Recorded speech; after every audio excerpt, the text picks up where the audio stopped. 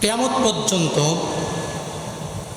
মুহররম মাস আসবে এবং কিয়ামত পর্যন্ত কারবালার সেই ঘটনা আমি আপনি আমরা সবাই যারা আসবে তারা সবাই স্মরণ করবে এবং আলোচনা করবে। কথা বলুন ঠিক কিনা?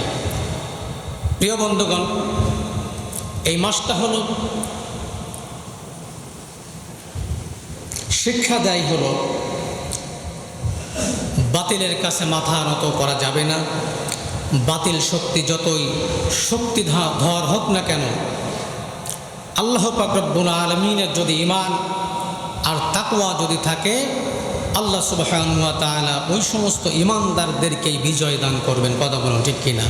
প্রিয় ভাইরা, আজকে আমরা কুরআনুল কারীমের এবং সহিহ হাদিস থেকে আলোচনা করব। সেটা হলো পৃথিবীতে 7টি পাপ, জঘন্যতম পাপ আছে, যেই পাপ করলে পরে অতীতে আপনি নামাজের মতো সওয়াব, রোজার মতো সওয়াব, হজের মতো সওয়াব, জাকাতের মতন সওয়াব যদি আপনি অর্জন করেন, এই 7টি পাপ করার সঙ্গে সঙ্গে আপনার অতীতের যত ভালো আমল আছে সব ভালো আমলগুলো আল্লাহ তাআলা বরবাদ করে দেন। কথা বলুন ঠিক কিনা?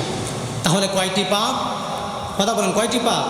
7টি পাপ, জঘন্যতম 7টি পাপ। প্রিয় ভাইরা, এই 7টি পাপের সঙ্গে যদি আমি আপনি জড়িত থাকি, এই 7টি পাপ যদি আমি আপনি ছাড়তে না পারি, আমাদের নামাজ, আমাদের রোজা, আমাদের হজ, আমাদের দান সদকা আল্লাহ তাআলা কখনো কবুল করবেন না। করবেন নাই তো অতীতে যত ভালো আমল আছে সব আমলগুলো আল্লাহ তাআলা কি করে দেবেন?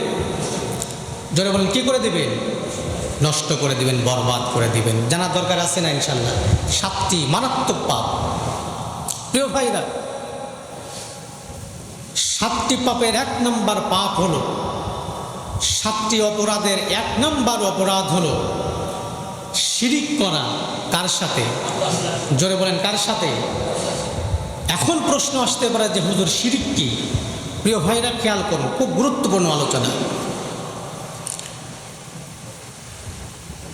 যদি আপনি শিরিক না ছাড়েন, আল্লাহ তাআলা আপনার অতীত জিন্দেগির যত ভালো আমল আছে সব আমলগুলো কি করে দিবেন? বরবাদ করে দিবেন, নষ্ট করে দিবেন। আমার ভাইয়েরা, খেয়াল করুন, 7টি অপরাধের একটি অপরাধ হলো শিরিক করা।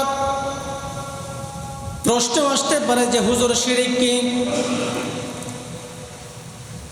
আমার ভাইয়েরা, সংক্ষেপে তাদেরকে আমি বলছি, শিরিক হলো ওই অপরাধ, অর্থাৎ আল্লাহর ক্ষমতা যতটুকু আছে মানুষকে হুবহুব আল্লাহর ক্ষমতাবান মনে করা।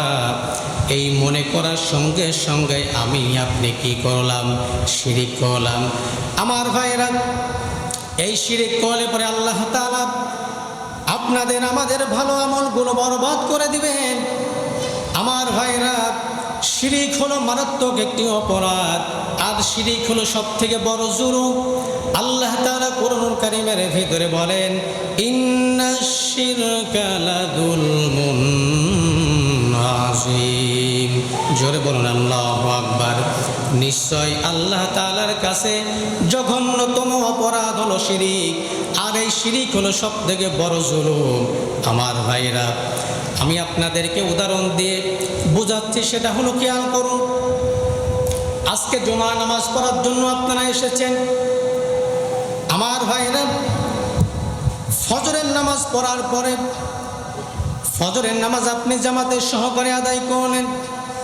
আদায় করার পরে আপনি চিন্তা করলেন আপনার বাবা মারা গিয়েছে, আপনারা মা মারা গিয়েছে, তাদের কবরের পাশে যাওয়া দরকার, অবশ্যই দরকার।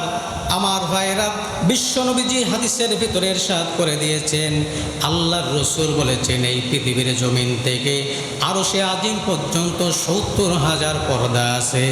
কোনো এতিম সন্তান যদি বাবা মার কবরের পাশে গিয়ে তাদের মাগফিরাতের জন্য দোয়া করে, আল্লাহ তাআলার 70,000 পর্দা ভেদ করে ওই এতিম সন্তানের দোয়া কবুল করে নেয়। বলেন সুবহানাল্লাহ।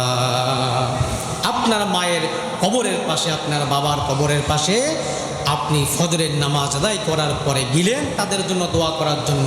বলুন তো দেখে, এটা ভালো কাজ নাকি খারাপ কাজ? সবাই কথা বলেন, ভালো নাকি খারাপ? এতটুকু পর্যন্ত ঠিক ছিল। আপনি যদি মনে মনে ভাবেন যে আমার মা আমার বাবা কত কষ্ট করে, আসলে তো কষ্ট করে আপনাদেরকে লালন পালন করেছে, আপনি আপনার বাবা মাকে সম্মান করতে গিয়ে আপনার বাবা এবং আপনার মায়ের কবরে একটা সিজদা দিয়ে দিলেন। জোরে বলেন কয়টা সিজদা? জোরে বলেন কয়টা সিজদা? একটা সিজদা দিয়ে দিলেন, সঙ্গে সঙ্গে শিরিক করলেন। কার সাথে? জোরে বলেন কার সাথে? তাহলে আপনার অতীত যত ভালো আমল আছে, এই যে শিরিক করার কারণে আল্লাহ তাআলা আপনার সব ভালো আমলগুলো বরবাদ করে দিবেন। আমার ভাইরা, এই জন্য শুধুমাত্র কেবলমাত্র এই মাথাটা দুনিয়ার কোনো মানুষের কাছে নত হবে না, দুনিয়ার কোনো মাজারের কাছে নত হবে না, দুনিয়ার কোনো কবর পূজারে কবরের উপরে আপনার মাথাটা নত হবে না। কেবলমাত্র শুধুমাত্র আমার ভাইরা বলুন তো দেখি, এই মাথাটা একমাত্র নত হবে কার কাছে?